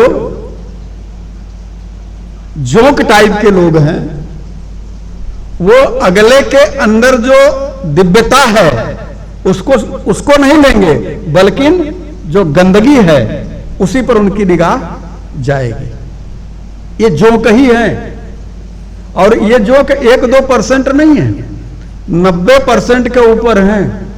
निंदा कौन नहीं करता?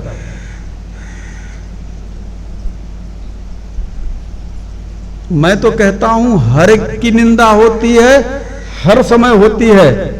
कभी बिना निंदा के किसी बात में रस ही नहीं आता।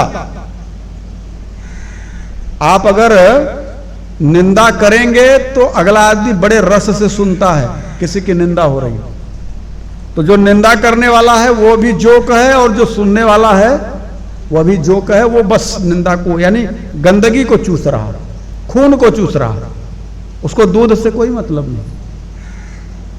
तो मैं आप सबसे ये कहूंगा, शुरू में भी मैंने बहुत पहले कहा था जब आप लोग जुड़े थे, कि किसी की निंदा न सुनना है और ना ही करना है। तो सुश्रवण करिए। सुश्रवण में क्या है? किसी की प्रशंसा अगर कोई कर रहा हो तो बड़े कान फैला करके सुनिए और भगवान से प्रार्थना करिए कि हे प्रभु, जिसकी प्रशंसा की जा रही है भगवान उसको उन्नति और प्रदान करें, उसको और प्रदान करें। उससे जलिए नहीं, बल्कि उसको और उन्नति प्रदान करें। प्रभु ठाकुर जी, आप उसकी उन्नति और करें जिसकी प्रशंसा की जा रही है। चाहे उसकी पढ़ाई की प्रशंसा हो, चाहे उसकी किसी योग्यता की प्रशंसा हो, चाहे उसके धन की प्रशंसा हो, मान सम्मान की प्रशंसा हो, उसको देख करके आपको जलने की नहीं, बल्कि आपको प्रभु से प्रार्थना करें, प्रभु और उसे आगे बढ़ाएं, उसकी प्रशंसा सुनो। लेकिन जैसे ही किसी की निंदा की बात आए, कान मुंह दी पुनि चलई पराई, तब तो आप सज्जन हैं। चौथा है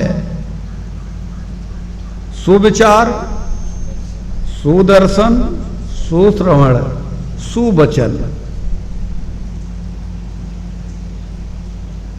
ऐसी बाणी बोलिए मन का आपा खोए, औरन को शीतल करे आपहु शीतल होए। लेकिन होता क्या है, किसी ने आपको दो शब्द कठोर बोल दिया, तो जो कठोर शब्द बोला आपके दिलो दिमाग में उसकी एक पूरा पैमाना आपको पता चल गया कि इतना कठोर है, तो आपके हृदय से उसका 1.5 गुना ज्यादा कठोर शब्द आपके मुंह से बाहर निकलेगा।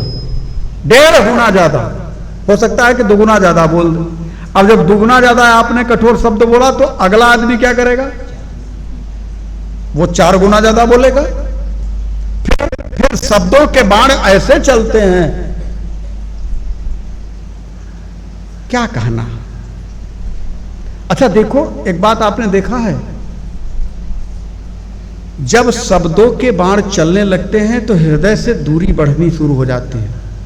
2 लोग आए, आपस में बैठे, बातचीत हो रही है, धीरे धीरे बतिया रहे हैं, ठीक। फिर उसने कुछ गड़बड़ कह दी, इसने कुछ गड़बड़ कह दी, फिर इसने गड़बड़ कही तो इसने भी इसको गड़बड़ कह दी। अब कही तो इसको जब गड़बड़ कही तो थोड़ा जोर से बोल करके कही, तो फिर इसने भी जोर से बोलना शुरू किया, फिर इसने भी जोर से बोलना शुरू किया, और जोर से बोलना शुरू हो जाता है। अच्छा, इसके पहले तो आप धीरे से बतिया रहे थे। धीरे से इसलिए बतिया रहे थे कि उस समय आपके दिलों की दूरी कम थी। जैसे जैसे दिल की दूरी बढ़ती जाती है वैसे वैसे आपकी आवाज तेज हो जाती है। आप लोग मजाक नहीं समझिएगा, कभी कभी ऐसे कह दे रहा हूं हंसने के लिए, खाली उसको दूसरे भाषा में मत लीजिएगा। कभी कोई प्रेमी प्रेमिका आपस में बतियाए तो फोन पे ऐसे बतियाते हैं धीरे से कि उनकी आवाज उनको सुनाई दे जाती। अगल बगल बैठे हुए लोग हैं नहीं सुन पाते, लेकिन पति पत्नी बतियाएं, प्रेमी प्रेमिका बतियाएं, इतना धीरे से बतियाएंगे, फोन पर भी बतियाएंगे, लेकिन दूरी इतनी नजदीक रहेगी, इतनी सटी हुई रहेगी कि हृदय की बात सब सुन लेते हैं इशारे में। लेकिन वही जब किसी कस्टमर से बात करना है या किसी और से बात करना हो तो फोन पर इतना जोर से चिल्लाएंगे जैसे आस पड़ोस भी सुन लेगा। ये क्या है? ये हृदय की दूरी और नजदीकी है। कभी आपने देखा है, आप खुद अनुभव करिएगा कि जब कोई गोपनीय बात कोई अपने प्रिय से बतियाता है तो बहुत धीरे धीरे बात करता है, तो ऐसा प्रतीत होता है कि उन दोनों के हृदय की दूरी ज़्यादा नहीं है, बहुत नज़दीक में है। लेकिन जब कोई व्यक्ति सामने वाले से बात करता है तो एक मीडियम लहजे में बात करता है, तो इसका मतलब उसके हृदय की दूरी थोड़ी ज़्यादा है। और कोई आदमी जब बहुत जोर जोर बात करने लग जाता है तो समझ लीजिए उसकी दूरी बहुत ज़्यादा है। तो सुनाई तब भी देता था, सुनाई तब भी देता है, लेकिन जब हृदय की दूरी बढ़ती जाती है तो आवाज भी ज़्यादा तेज हो जाती है। तो फिर वहां पे सुवचन नहीं निकलते, दुर्वचन निकलते। तब दुर्वचन निकलने शुरू हो जाते हैं, और जब ये दुर्वचन निकलने शुरू हो जाते हैं तो आप सज्जन नहीं, दुर्वचन कहने वाले पे दुर्जन की श्रेणी में आ जाते हैं। यहां से हृदय है, यहां से ऊपर की ही सब बात है पांचों। सुविचार, सुदृष्टि, सुदर्शन जिसे कह सकते हैं, सुश्रवण, सुवचन और सत्कर्म। ये जो आपके हाथ हैं, इन हाथों से किसी का कोई कुकर्म न बन जाए, इन हाथों से सत्कर्म हो। आपने कभी महसूस किया है किसी बुजुर्ग के चरण छू करके देखिए, जब उस बुजुर्ग का हाथ आपके सर पे ऐसे आता है, उस समय जो हाथ होता है उस बुजुर्ग का, जिसने अपने जीवन में कुछ नहीं कमाया हो, जो कुछ नहीं किया हो, लेकिन अगर आप उसके चरण पकड़ते हैं और ऐसे करता है तो जो उसका हाथ है, जो सत्कर्म कभी नहीं किया, आज वो उठ जाता है आपको आशीर्वाद देने के लिए। यानी उससे भी आप झुक करके सत्कर्म करवा लेते हैं। ये सत्कर्म है। और यदि आपने अपने जीवन में सत्कर्म किया और लोगों को सत्कर्म करने के लिए प्रेरित किया तो आपके जैसा बड़भागी कोई नहीं है। तो सज्जन की पहचान 5 तरीके से। अब आप हम सब खुद तय करें कि हम सज्जन हैं कि दुर्जन हैं। अपने अपने हृदय पर हाथ रख करके विचार करिए, क्या हमारे अंदर सुविचार आता है? क्या हम सुदर्शन हैं? हम अच्छा ही देखते हैं, हम गलत चीजों पर हमारी आंखें नहीं जाती, किसी का दोष देखने में हमारी आंख नहीं जाती। यदि जाती हैं तो हम सज्जन नहीं हैं। हमारे अंदर सुविचार नहीं आते तो हम सज्जन नहीं हैं। हम अच्छी चीजें नहीं सुनना पसंद करते, शिकायत ज्यादा सुनते हैं तो हम सज्जन नहीं हैं। हम दुर्वचन मुख से कहते हैं तो हम सज्जन नहीं हैं। हमारे हाथ किसी की सेवा में नहीं लगते तो हम सज्जन नहीं हैं। और अगर ये पांचों में से कुछ भी आपकी तरफ हो, जैसे भगवान माता सबरी से कहते हैं कि 9 मह एकव जिनके होई, नारी पुरुष सचराचर कोई, सोई अतिशय प्रिय भामिनी मोरे। कैसा प्रिय होगा? अतिशय।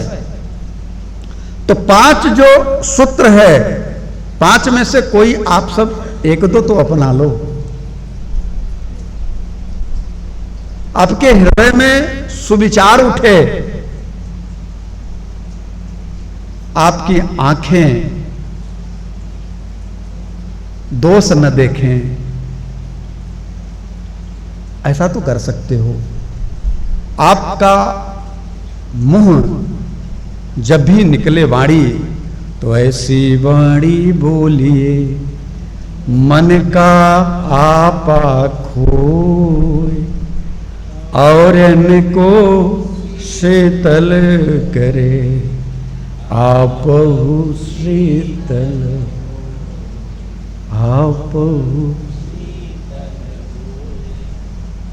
ऐसी वाणी बोलिए। आपकी वाणी में कुछ और नहीं। मैं जानता हूं सब अपने अपने प्रारब्धानुसार अपने जीवन को जी रहे, लेकिन कोई आपका मित्र है, यदि आप वह दुखी है, परेशान है, उसके पास कोई विकल्प नहीं है, वो बेचैन है, नींद नहीं आ रही है, भोजन का त्याग कर चुका है, उससे जाओ, उसके पास बैठो, क्या हुआ तुझे, क्या दिक्कत है। वो अपनी बात अगर बता देता है तो ठीक, नहीं भी बताता तो उसको आश्वासन दो, मैं हूं ना तेरे साथ। आप जानते हैं, सिर्फ इतना बोल देने से कि मैं हूं ना, तुझे चिंता करने की क्या जरूरत है। इतने में ही उसके अंतर हृदय में एक ऊर्जा आ जाएगी, एक भरोसा आ जाएगा। राजेश्वरानंद जी महाराज गोलोकवासी ने एक बहुत पहले,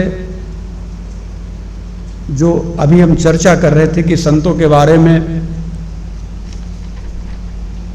उनके क्या विचार हैं, तो उन्होंने एक कुछ बातें लिखी थी, बोली हैं, वही मैं आप सबको बताऊं कि जो आप कहते हो ना कि देखने में विचार जिसके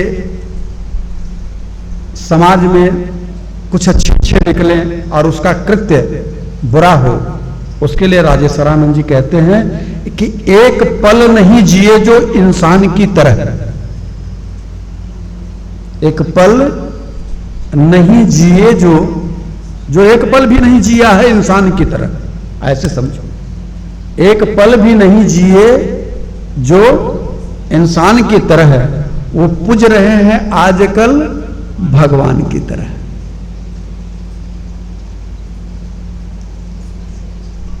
कोई तीन तिकड़म करके, गुरु बाबा बन करके, कुछ भी बन करके वो पूज रहे हैं आजकल, या नेता बन गए, वोट पा गए, चुनाव जीत गए।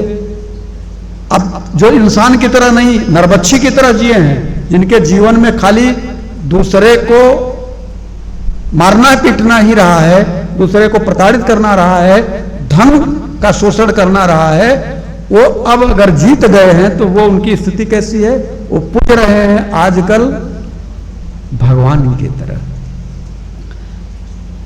मेहरबानी मीडिया की, मेहरबानी मीडिया की रुपयों की वजह से, उनके पास इतना पैसा है कि मीडिया वालों को खड़ा कर देते हैं, अपनी बात कहते हैं, और आपने देखा भी है, मेहरबानी मीडिया की रुपयों की वजह से दुनिया में छा गए हैं तूफान की तरह। है कुछ नहीं, लेकिन उनके अपने लोग अच्छा खासा पैसा दे करके, किसी चैनल को ले करके, उस पर उनके द्वारा कुछ बातें कहलवा करके, और फिर देखिए आज कितना प्रपंच चलता है, कितने कितने लोग आ गए हैं समाज में। मैं किसी का नाम नहीं लूंगा, लोग इतना तक कह देते हैं कि शंकर भगवान के शिवलिंग पर बेलपत्र में शहद लगा करके उल्टा चिपका दो तो पढ़ने की जरूरत नहीं, पास हो जाओगे। विचार करो, ये क्या किया जा रहा है, इस समाज में क्या किया जा रहा है। यह पूरी तरह से लोगों को दिशाहीन कर दिया जा रहा, और इसके एवज में करोड़ों रुपया कमा करके अपना व्यवस्था देखा जा रहा। जब भला बताओ कि लड़का पढ़े नहीं, हम एक दिन वीडियो देख रहे थे व्हाट्सएप पे, तो आया, किसी ने भेजा होगा, तो वो व्यक्ति बोल रहे थे कि बेलपत्र में शहद लगा करके शिवलिंग पर चिपका देने से जो लड़का कभी परीक्षा में पास नहीं होता, वो बिना पढ़े ही पास हो जाएगा। ये क्या किया जा रहा है? उन्हीं के लिए कहा गया है कि ये दुनिया में छा गए हैं तूफान की तरह। उपदेश दे रहे हैं औरों को शांति का, उपदेश दे रहे हैं औरों को शांति का, और आपस में लड़ रहे हैं पहलवान की तरह। एक महाराज जी दूसरे महाराज जी के बारे में बोल करके देखे, फिर देखिए क्या होता। हम तो देखते रहते हैं कौन किसकी बुराई कर रहा है, और एकदम कितने लोग हैं मैं क्या बताऊं, ऐसे ऐसे नाम भी रख लिए हैं, निग्रहाचार्य, तो निग्रह ही कर रहे हैं। भगवान का कार्य जो है खुद लोग करने लग गए। निग्रह का कार्य किसका है? भगवान का, आपका नहीं है। आपका काम भगवत भजन करना है, लेकिन नहीं, हम तो सिर्फ हमारी दृष्टि दोष देखने की है। और आप बताइए कि अभी इन पांचों में से जिनके पास एक भी नहीं है तो क्या वो सज्जन हैं? और अगर वो सज्जन नहीं है तो क्या वो प्रभु के कृपा पात्र हैं? और अगर वो कृपा पात्र नहीं है फिर भी आपके द्वारा वो पूजित हो रहे हैं।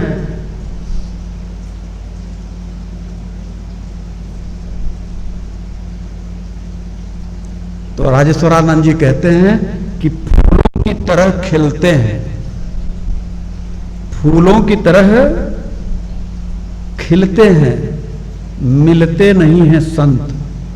जो संत हैं वो दूरी बना करके रहते हैं, वो अपनी सुगंध बिखेर देंगे, लेकिन किसी अन्य साधन का उपयोग करके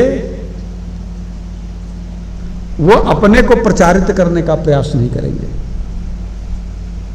फूलों की तरह खिलते हैं, मिलते नहीं हैं संत, कथावाचक भी बिक रहे हैं सामान की तरह। कथावाचक भी अब बिक रहे हैं। आप उनके पास जाइए तो जो जितना राष्ट्रीय अंतरराष्ट्रीय कथावाचक है वो कहेगा मेरी दक्षिणा इतनी है, मेरा ये व्यवस्था है, इसको आपको करना पड़ेगा, मेरे इतने लोग हैं, इनका हवाई टिकट आपको करना पड़ेगा, मेरा तो करना ही पड़ेगा, मेरा ही टेंट रहेगा, मेरा ही तंबू रहेगा, मेरा तामझाम रहेगा। अब आप कथा करवाने जा रहे हैं कि आप उनको खरीदने जा रहे हैं? वो पूरी तरह से बेचने के लिए अपना रेट बता चुके हैं। और आप इन्हें संत कहते हैं? संत थे डोंगरे जी महाराज। 18वां अध्याय श्रीमद् भगवत गीता का और श्रीमद् भागवत महापुराण का 12वां स्कंध, सभी स्कंध उनको कंठस्थ था। और जब भी कोई उनको भागवत कहने के लिए बुलाता तो दक्षिणा में चढ़ा हुआ 1 रुपया नहीं लेते थे, वहीं किसी को दिलवा देते थे, वहीं किसी को दिलवा देते थे। और जब उनकी धर्मपत्नी शरीर छोड़ दी और उनके पास शिष्य एक ठे करोड़पति थे, और जब उन्हें पता चला, कहीं कथा कर रहे थे, पूर्णाहुति हो चुकी थी, घर आने की तैयारी कर रहे थे, तब तक उन्हें सूचना मिली कि धर्मपत्नी गोलोक धाम को चली गई हैं। तो थोड़ा चिंता में पड़ गए और फिर उन्होंने कहा कि उसके गले में मंगलसूत्र होगा, उसी को बेच करके क्रियाकर्म कर लिया जाए। ऐसे संत कि पत्नी के गले का मंगलसूत्र उनके क्रियाकर्म के लिए उपयोग किया जा रहा है। और आज कथावाचक भी बिक रहे हैं सामान की तरह। तो ये जो 5 चीजें हमने आप सबसे बताई कि सिमिट सिमिट जल भर ही तलावा, जिम सदगुण सज्जन पहियाओ। सज्जन कौन? जो सिर्फ गुण का ग्राही हो, आपके अंतर में क्या चल रहा है उससे उसका कोई लेना देना नहीं। और ये सज्जनता तभी आएगी, दैन्यता होगी। और दैन्यता के लिए जब आप रोज नियम से प्रभु से कहेंगे, मौसम दीन दीन हित तुम समान रघुवीर, अस विचारे रघुवंश मणि हरहु विषम भवभि हरहु